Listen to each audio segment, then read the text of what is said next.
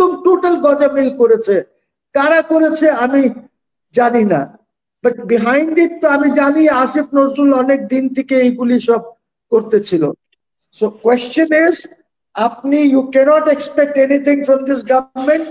এই গভর্নমেন্ট এই দেশটাকে ধ্বংস করে আপনাদের হাতে ধরায় দেবে। খলিলুর রহমান, আমি স্পষ্ট ভাষায় বলছি, is an accessory to destroy this country. এরা সব মিলে এই দেশটাকে ধ্বংস করবে। দেশ, আওয়ামী লীগ তো নিষিদ্ধ করবেন, তারপরে কি করবেন? টেলমি। নিষিদ্ধ করলে কি হবে? আওয়ামী লীগের মার্কা চলে যাবে, তাই তো? আপনি দেখেন আরএসএস কয়বার হয়েছে, 3-4 বার আরএসএস কে ব্যান করা হয়েছে ইন্ডিয়াতে। আরএসএস মরে গেছে? আরএসএস নাই? আপনি আলটিমেটাম দিচ্ছেন। ইউ হ্যাভ টু আন্ডারস্ট্যান্ড যে কিভাবে কি হয়। আর যদি এটা আদালতের মাধ্যমে যদি হয়ে যায়, ওদের বিরুদ্ধে যদি প্রমাণ করে আমরা করি, then that's a different issue all together.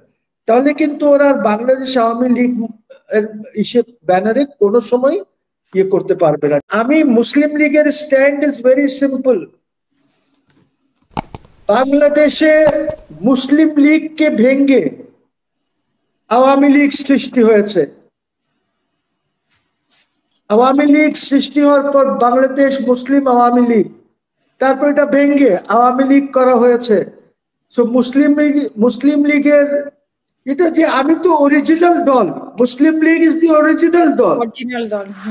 হ্যাঁ, এইগুলি কি আমার তো এইগুলি বাদ। আওয়ামী লীগ কিন্তু এমনি নিষিদ্ধ, আর তারপরে যেসব কাণ্ড কারখানা করেছে আওয়ামী লীগ, এটা তো নিষিদ্ধ হওয়ার কথা আগের থেকে। This could have been done by an executive order. আর সেটা যদি না করতে চাইতো, তাহলে এইটাকে নিয়ে তো অ্যাটলিস্ট একটা মামলা, এই যে আইসিটি যেটাকে আমি সাপোর্ট করি না, এই পার্টিকুলার এই আইসিটি, বিকজ আমি মনে করি আইসিটি শুড হ্যাভ বিন, ওর যে আগের যে ছিল ওটা করে বাদ দিয়ে নতুন আইসিটি দরকার হলে তারা ক্রিয়েট করতো, সেটা হয় নাই। সো এগুলি সব সেই গভর্নমেন্ট যে আছে, এই গভর্নমেন্ট তো একদম একটা গজামিল গভর্নমেন্ট। প্রত্যেকটা কাজ গজামিল করছে তারা। কোনো কাজ কিন্তু সঠিকভাবে করতে পারছে। এই সরকার তো ছাত্র জনতা বা জনগণ, মানে আমাদেরই তো সরকার, যারা আওয়ামী লীগকে পতন ঘটিয়েছে তাদের সবারই তো সরকার। তো তাদের বিরুদ্ধে কেন আবার তাদেরকে কেন কেন তাদের সরকার? কেন? ওরা তো ফাসিস্ট সংবিধানের সরকার।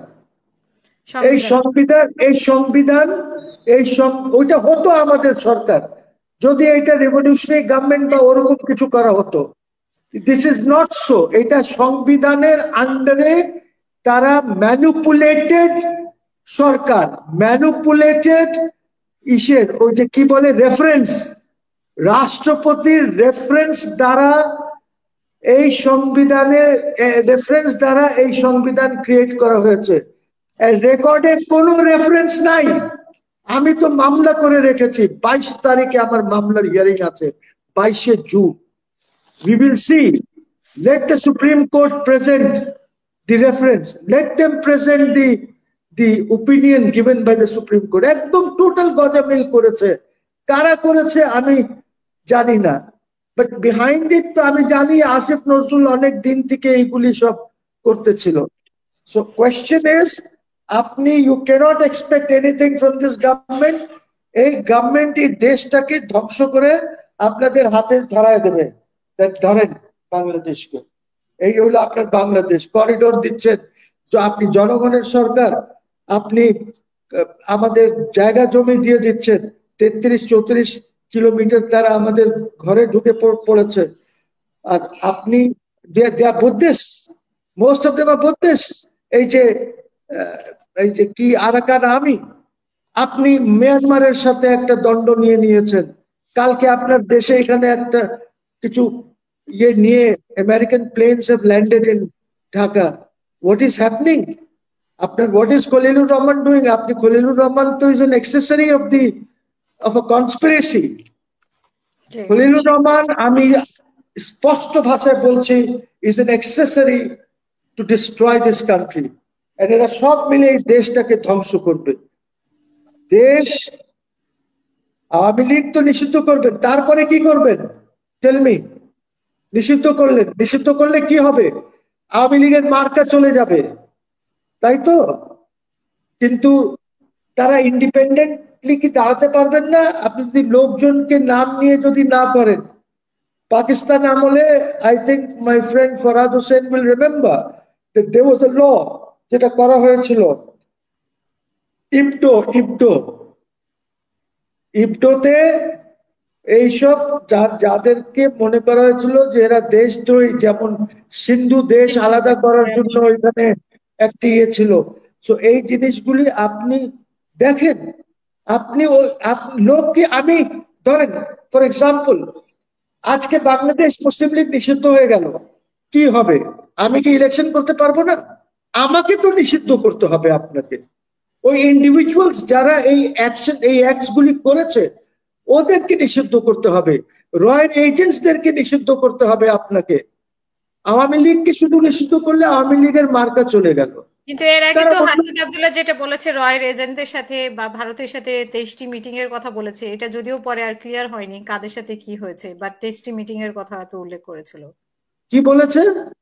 23টি মিটিং হয়েছে ভারতের গোয়েন্দা সংস্থার সাথে বাংলাদেশের সেনাবাহিনী বা অন্যান্য দলের, এরকম আমি জানি না, বাট এই দের আর সার্টেন থিংস যেটা রুটিন অ্যাক্টিভিটিস আছে।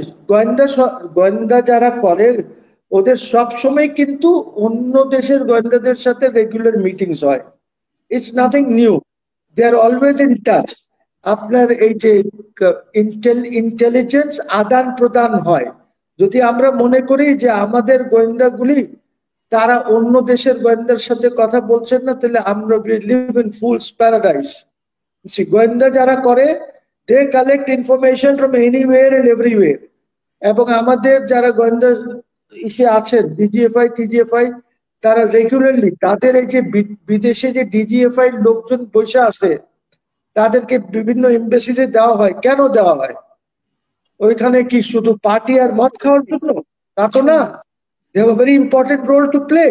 দে হ্যাভ টু কালেক্ট ইন্টেলিজেন্স সব জায়গার থেকে, যে দেশের বিরুদ্ধে কে কি করছে না করছে। তো কোয়েশ্চেন ইজ, আওয়ামী লীগ, আপনার তো সংবিধান যেটা আছে এইখানে তো অ্যাসোসিয়েশন করার অধিকার আমার আছে। ওরা করবে, ওরা ইলেকশন করবে। এন্ড দেন আপনি দেখেন আরএসএস কয়বার ইয়ে হয়েছে, 3-4 বার আরএসএস কে ব্যান করা হয়েছে ইন্ডিয়াতে। আরএসএস মরে গেছে? আরএসএস নাই? আপনি আলটিমেটাম দিচ্ছেন। ইউ হ্যাভ টু আন্ডারস্ট্যান্ড যে কিভাবে কি হয়। আর যদি এটা আদালতের মাধ্যমে যদি হয়ে যায়, ওদের বিরুদ্ধে যদি প্রমাণ করে আমরা করি, then that's a different issue all together.